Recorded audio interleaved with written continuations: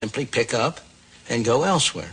For the students, they want to get their money's worth. They are customers, and like every customer everywhere, they want to get full value for the money they are paying. Really would like to know where the chromium is binding on these nucleotides. There is some stuff you'll see more.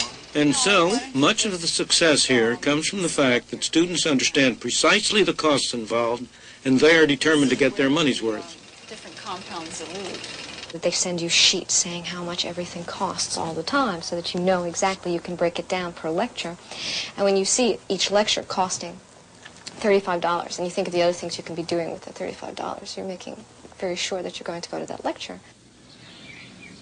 Many of the buildings and facilities at Dartmouth have been donated by private individuals and foundations. Like other private universities, Dartmouth has combined the selling of monuments with the provision of education, and the one activity reinforces the other. Our full program in women's studies. The students, in effect, earn part of their keep by helping to solicit alumni for contributions, knowing full well that they will be solicited in their turn. If we could get any sort of pledge from you, it would be greatly appreciated. It's another way in which the real value of education is brought home. Right. Well, I can't tell you how much the alums... Really, it's because of your donations and people like you that I'm able to go to Dartmouth. Otherwise, I'd be paying more than $12,000. Well, thank you. You pay about 50% of our tuition. I don't know if you're aware of it. Oh, that's fine. Actual pledges and half. This may not be the usual idea of an economic market, but it is nonetheless a marketplace where buyers can choose and sellers must compete for custom. For the 1978 Right, I realize that, too. What happens when the educational market is distorted? Look at state colleges and universities. Their fees are generally very low, paying for only a small part of the cost of schooling. They attract serious students, just as interested in their education as the students at Dartmouth or other private schools. But they also attract a great many others. Students who come because fees are low, residential housing is good, food is good, and above all, there are lots of their peers. It's a pleasant interlude for them. The University of California at Los Angeles. For those students who are here as a pleasant interlude, going to class is the price they pay to be here, not the product they are buying. We frequently wind up with people who cannot compete favorably with even the average person here.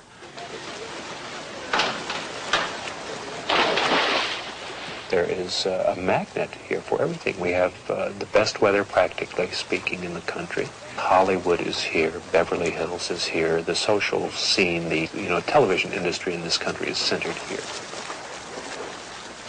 The justification for using tax money to support institutions like this is supposed to be so that every youngster, regardless of the income or wealth of his parents, can go to college.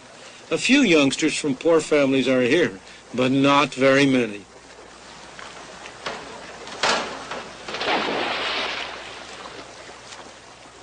Most of these students are from middle and upper income families, yet everybody, whatever his income, pays taxes to help support these institutions.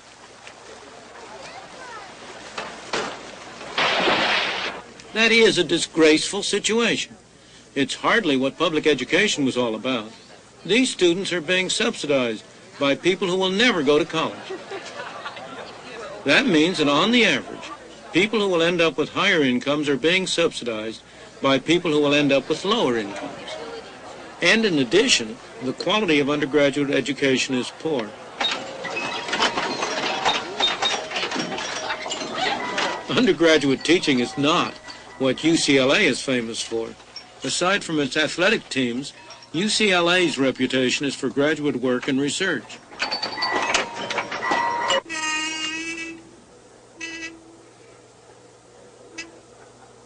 Faculty members have every incentive to do research.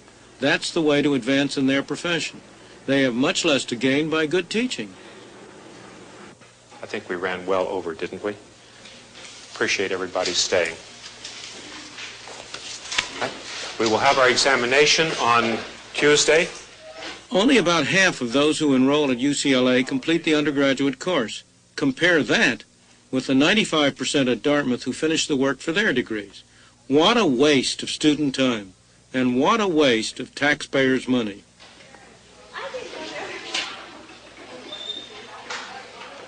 What should we do about this disgraceful situation? We must not deny any young man or woman who desires one an education.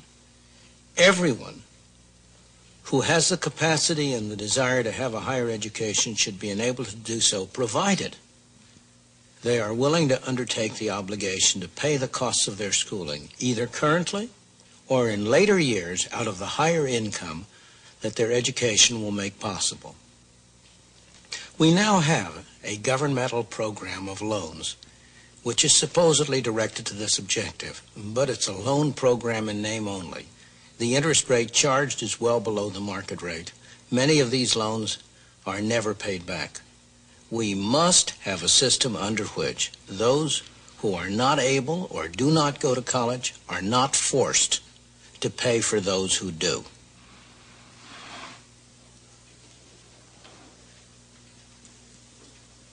As we've seen, the market works in education. When people pay for what they get, they value what they get.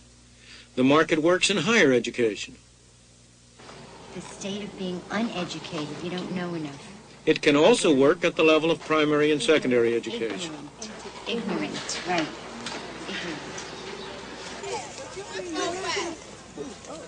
Until we change the way we run our public schools, far too many children will end up without being able to read, write, or do arithmetic.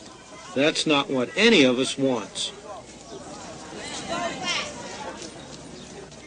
The system is not working, and it is not working because it lacks a vital ingredient. The experts mean well, but a centralized system cannot possibly have that degree of personal concern for each individual child that we have as parents.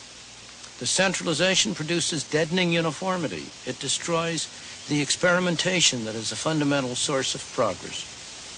What we need to do is to enable parents, by vouchers or other means, to have more say about the school which their child goes to, a public school or a private school, whichever meets the need of the child best. That will inevitably give them also more say about what their children are taught and how they are taught. Market competition is the surest way to improve the quality and promote innovation in education as in every other field.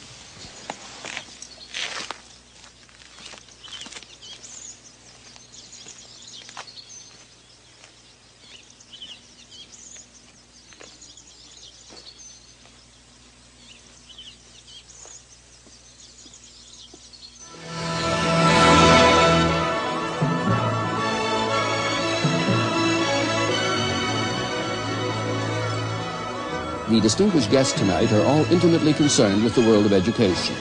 So let's find out how they react to Friedman's analysis. I think it's very foolish to throw out something that you've got and that has some shortcomings but is very, very good in order to try out someone's pet ideas. Well, before we ask Milton to reply to that, let's get other views on that same quotation. Market competition is the surest way to improve the quality and promote innovation in education. John Coons. Well, of course, there's enormous evidence that that is exactly right. And we see it in the case in California that I observe every day of low-income children whose families are making great sacrifices to go to schools that operate at a third of the cost of public education and are turning out kids who are performing and are learning and achieving at very high levels. On the other hand, I wouldn't want to suggest that that unlimited competition is the answer to every problem. And indeed, the whole definition of competition is very ambiguous. It seems to me that if one is truly interested in liberty, which I think is the ultimate value that Milton Friedman talks about, one has to be very careful how he structures the kinds of subsidies